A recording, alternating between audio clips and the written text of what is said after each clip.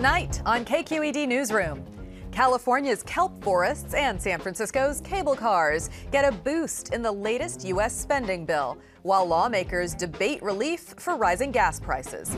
And a battle over student enrollment at UC Berkeley raises big questions about housing and the environment. Special guest Assemblymember Phil Ting joins us with more. Plus, bells ring, lights flash, and balls fly at the Pacific Pinball Museum in this week's look at something beautiful. Coming to you from KQED headquarters in San Francisco, this Friday, March 18th, 2022. Hello and welcome to KQED Newsroom. I'm Priya David Clemens. Just when it looked like thousands of UC Berkeley students would lose their spots this fall, California legislators stepped in to change their fate. Here's a little bit of background about this fight. A local group called Save Berkeley's Neighborhoods sued the university for growing its student population by 30% over the past 2 decades, without doing enough to account for the environmental impact of those students. A judge directed the school to limit enrollment to 2020 levels. That meant the school would have to roll back enrollment by about 3,000 students and rescind 5,000 offer letters. But California legislators acted with unusual speed to find a way to exempt all state colleges and universities from certain environmental requirements. Governor Gavin Newsom signed the bill into law on Monday. So student enrollment will go forward as planned for now. But broader questions raised by this lawsuit remain unanswered. Joining us now to talk through some of those questions is one of the authors of the newly enacted law, Assemblymember Phil Ting from San Francisco. Assemblymember Ting, thank you for joining us. Thanks for having me. Appreciate it. So this story, when it came out, struck a chord with so many throughout the state. And I'm assuming the same for you. Your district is San Francisco, but you actually attended UC Berkeley. That's right. Myself and Senator Skinner, who chairs the Budget Committee in the Senate, we both attended UC Berkeley, and we heard from the chancellor herself telling us about this story when the appeals court didn't give them a stay. So they were really up against a wall, and they told us about the 5,000 letters which weren't go out, which sound horrible. If you think about students who work their whole lives, have this dream to go to UC Berkeley, and because of a draconian court order, can't go to Berkeley through no fault of their own, it just sounds horrifying. Now, there are certainly some problems here in terms of the growth of students and the impact on Berkeley. So tell us a little bit about what you see as the real concerns that need to be addressed there. Well, first, we have about a 2 million degree shortfall in the entire state of California by 2030. So the legislature, no, not for housing, for students, for college degrees. So the legislature and the governor have been telling all the UCs, all the CSUs, all the community colleges, you need to grow. So Berkeley was growing at the state's direction, not on their own, but at the state's direction. We've been giving them funding to grow. And so when this draconian case came down, it was actually kind of a shock, because we didn't think that any judge would really go that far to cap student enrollment. So it was so critical that we really try to address this issue. And this bill seemed to move with unusual haste. I mean, it was completely unopposed. It happened in just a few days. Have you seen this sort of bipartisan effort happen in recent history? Well, we've been working behind the scenes for about a month before the bill was actually introduced and then voted on the floor. But this is actually very, very fast. But I think it moved so quickly because we had a deadline. The letters are going out in the next couple of weeks. And so we knew that by March 23rd, something needed to be done. And if we didn't do something, that those letters would not go out, and then those 5,000 lives would have been changed. And so what do you think about sort of the bipartisan nature of this action? Does that give you some hope for where you and your Republican colleagues who are in the Assembly can come together on some of these issues, like housing, which is at the top of Californians' concerns? Well, the difference, I think, in the legislature in California is most of our bills are actually bipartisan. Probably about, I would say, roughly 80+% of the bills that we actually vote on receive bipartisan votes. We definitely do have controversial votes where they are partisan votes, but in general, both parties seem to agree on quite a bit. We definitely agree on housing. We definitely need to build more housing. One of our biggest challenges is really how we fight with the cities, because the cities are really the ones in charge of zoning and approving all the planning permits. And so traditionally the state's never been involved in housing, but really the last 5-6 years we've started to do a lot more streamlining bills. I did a bill streamlining the construction of ADUs, or in-law units as they're known in San Francisco, and really making that statewide to really grow our housing supply. So this is absolutely critical. There's no question. And I think the irony about this situation is the very neighbors who sued the university about the student enrollment also is suing the university about the housing they're building for students. So they're fighting on both sides of that. That's right. So it is true, though, in Berkeley, more housing needs to be built. Absolutely. Do you see that happening in the next few years with the current environmental regulations and requirements? Absolutely. We set aside $2 billion in this year's budget, $1 billion this year, $1 billion next year, specifically for universities, for public universities all across the state to build more housing. So it's a major priority.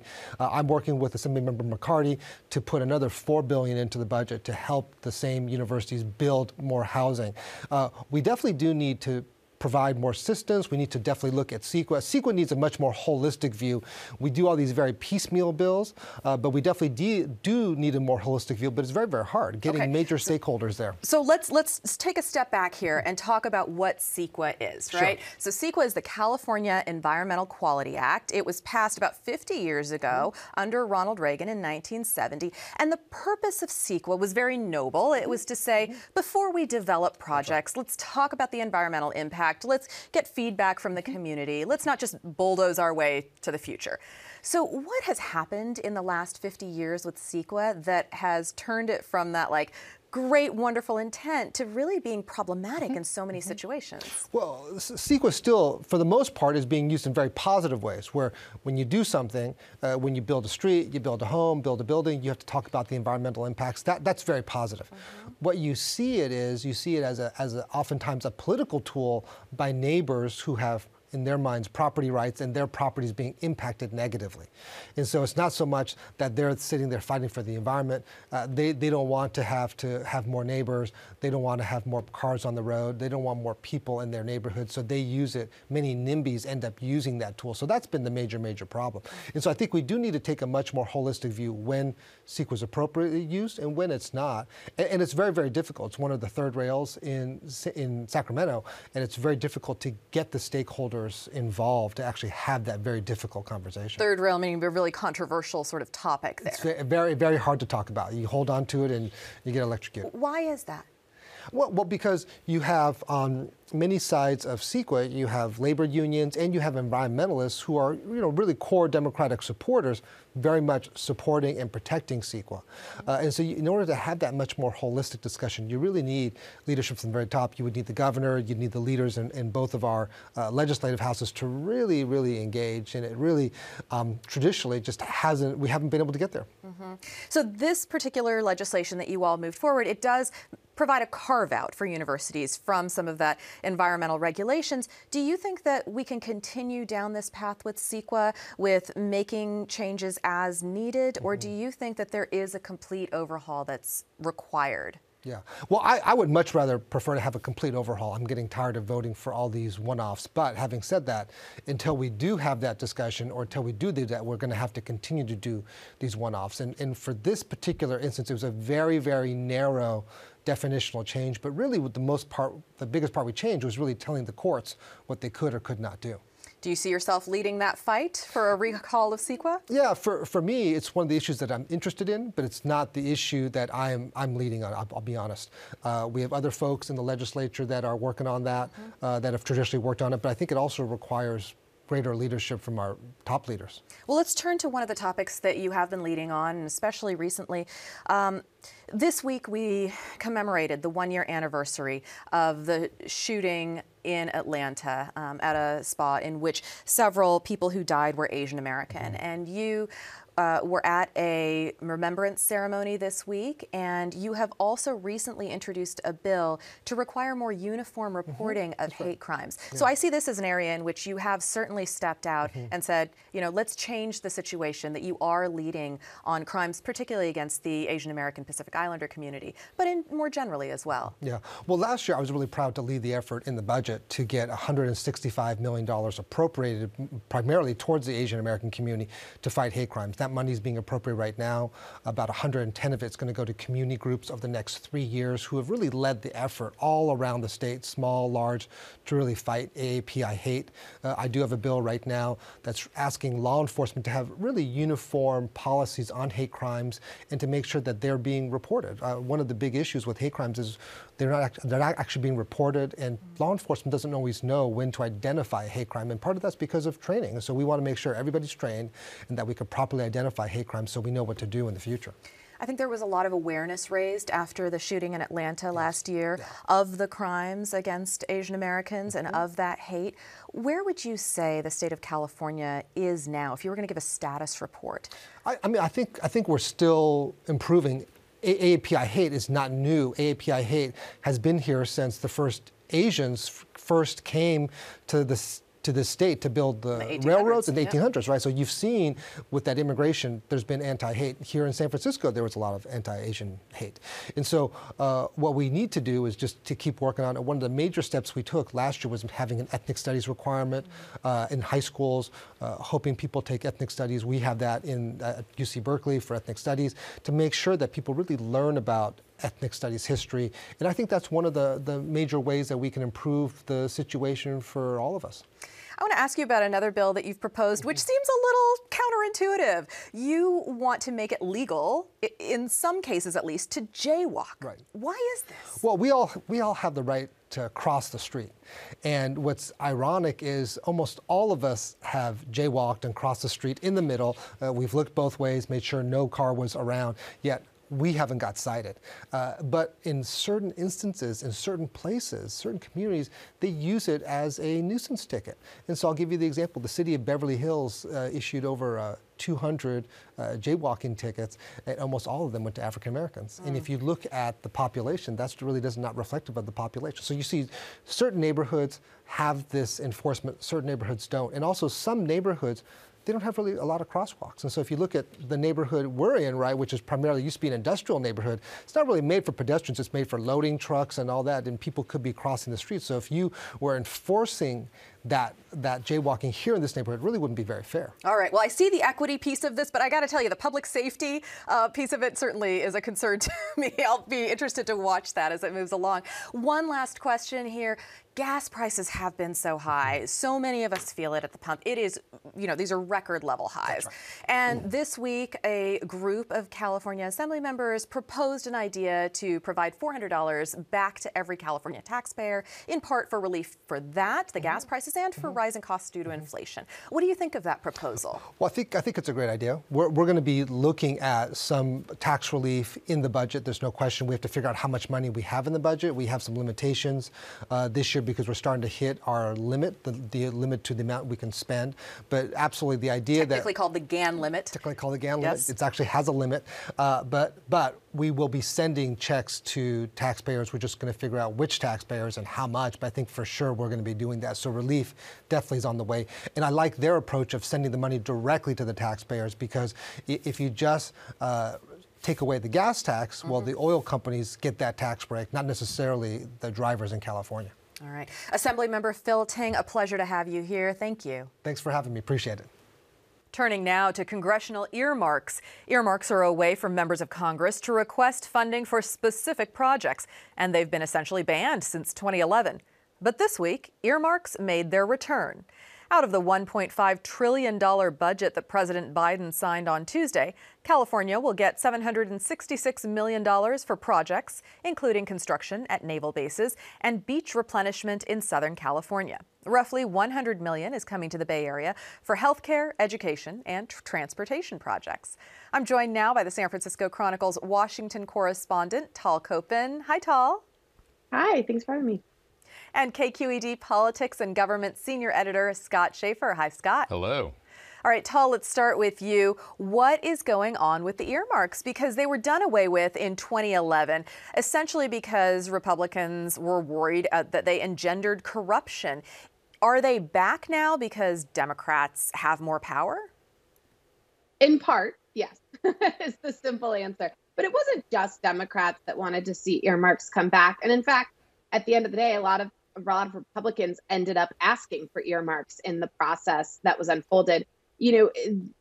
For the past decade plus, it's been exceedingly difficult for Congress to pass spending bills. There's just been a lot of stalemate and, just short-term extensions and that type of thing. And one suspicion in Washington has been that the demise of earmarks made it more difficult, because being able to, whether it's a bridge in your district or a community health center or whatever it might be, being able to get those sort of small dollar, things to come to the district that are big impacts for the district was key for lawmakers to show that they were doing something. And having those in a bill were seen as an incentive to get votes for those spending bills.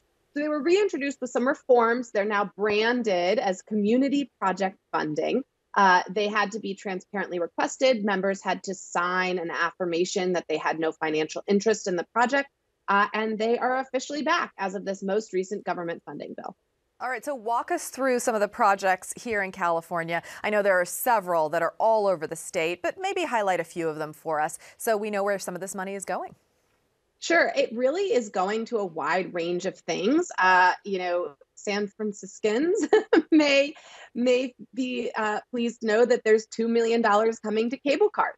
There's a renewal effort, and Senator Dianne Feinstein requested some money for cable cars. But, to show the breadth here, there's also money going to the efforts to restore the kelp forest off the coast, that has been sort of ravaged by climate change and the growth of urchins.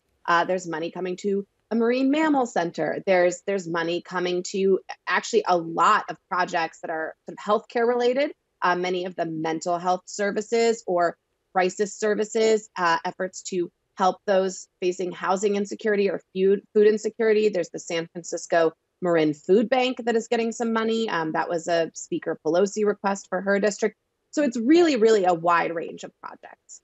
All right. Well, that is fascinating to hear about. I want to, just pick up on one element you were talking about, which was mental health care.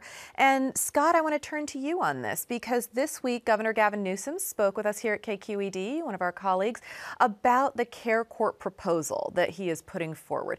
Were there more details that came out from this conversation? Is there funding? Is there structure behind this proposal at this point? Not yet. I mean, for this to happen, the legislature is going to have to take it up with a bill, and it'll have to be passed. And right now there is no legislation. What we have is a broad outline, and the governor talked about that with Marisa on Forum this week. Everyone agrees the status quo is not working. You can see it on the streets of San Francisco, Los Angeles, San Diego, even rural parts of California. And so the idea is to compel people, create a process where people who really need help, who are unable to take care of themselves, can be put into care with supervision and representation from a public defender. The problem is we don't know exactly what that care is going to look like, how much it's going to cost.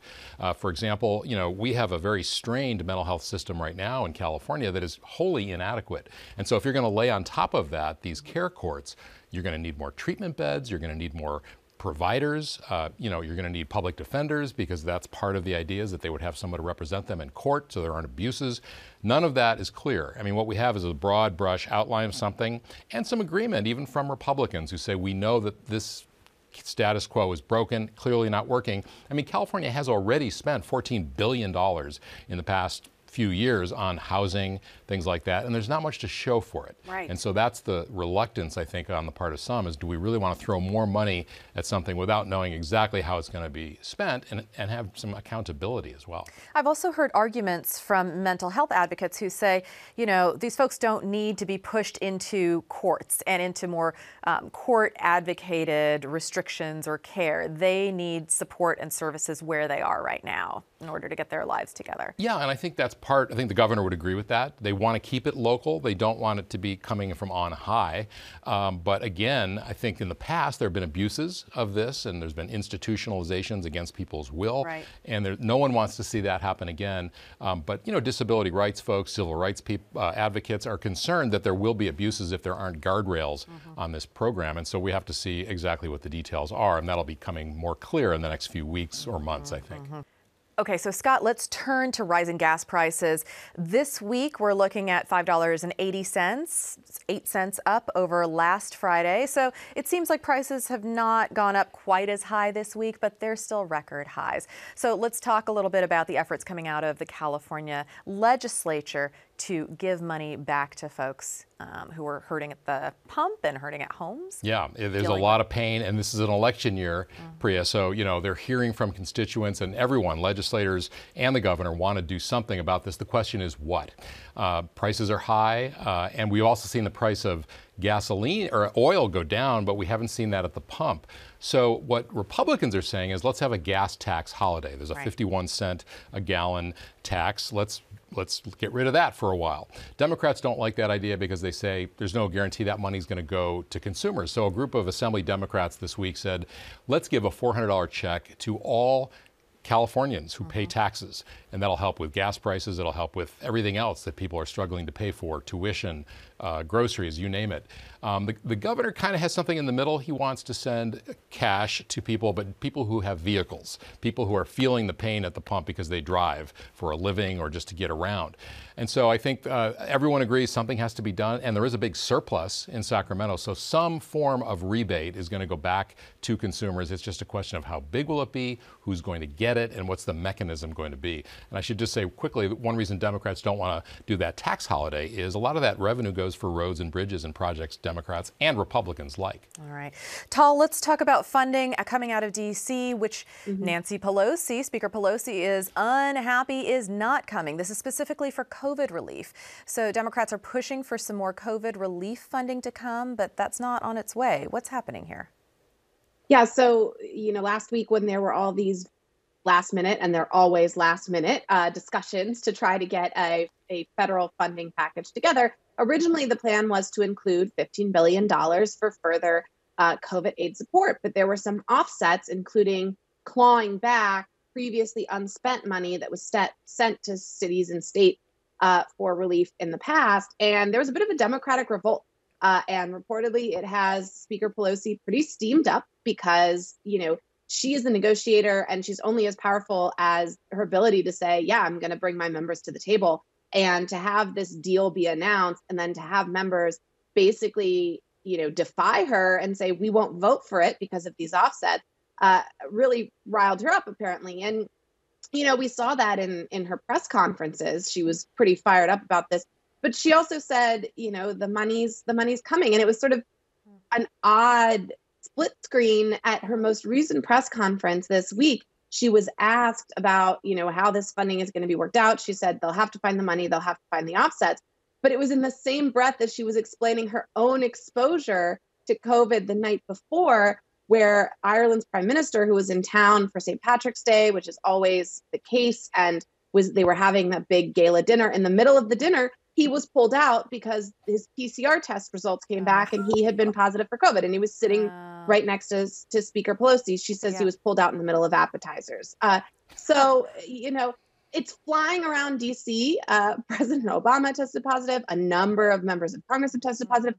So it's this weird split screen where cases are definitely down nationwide. But there's a lot of positive tests in Washington. And the White House says if they don't get this money, it'll be really dire. That people will have to pay out of pocket for things like vaccines and treatments. They're really sounding the alarm that they absolutely need this money. We're also hearing that new waves may be coming. The numbers are starting to tick up in the UK again. We tend to be a few weeks behind them. And so there are concerns that that could start to spread again here. All right. Well, I have been super groggy this week because daylight saving time, right? This has started this week and it's taken me a little while to, catch up. I don't know about how you all are doing with daylight saving. Does it bother you at all, Scott? Yeah, or I'm not wild about it. I mean, I like the daylight at the end of the day, but, we all hate that Saturday night where we have to, spring forward, lose an hour. It's always better in the fall, but the whole thing is kind of silly, I think. And, there's a realization that that's really from a bygone era when we were more an agrarian kind of a culture and economy. The Senate passed something unanimously to get rid of it. It'll go to the House now. California has done something similar, sort of. Well, Tal, I want to come back to what happened in California, but Tal, talk to us about what happened in the Senate because it sounds like it kind of snuck through. Yeah, so technically it passed by unanimous consent. And I think that this is a great sort of lesson in how Washington works, because I think it sounds to most people like it passed unanimously, but it's not like there was a vote. So sometimes in Washington, things pass through this grinding, deliberate consensus building process where, you eke out the votes and you pass the margins. This one didn't come for a vote. There's also a mechanism to pass things in the Senate and the House, sort of similarly, where someone basically stands up on the Senate floor when they're in session and says, I ask for unanimous consent that this happen. And if no one stands up in that moment and objects, so it will be. And legislation actually passes that easily sometimes. And apparently what happened here, and there's a process for this, and it's called hotlining, and every office is supposed to be notified of the exact time that someone will make this request. You're not supposed to sneak one by folks because they weren't, paying attention. But apparently that's what it sounds like it happened here. Snoozing. Yeah, that's right. Everyone was groggy. We're going to have to leave it there. San Francisco Chronicle's Washington correspondent Tal Kopin. Tal, thank you for being on. And KQED Politics and Government Senior Editor Scott Schaefer. Scott, thank you as well. Thank you. And turning now to our final story of the show. Whether it's light or dark outside, pinball lovers in the Bay often make a pilgrimage to the Pacific Pinball Museum in Alameda. Machines from throughout the decades are on display in this week's look at something beautiful.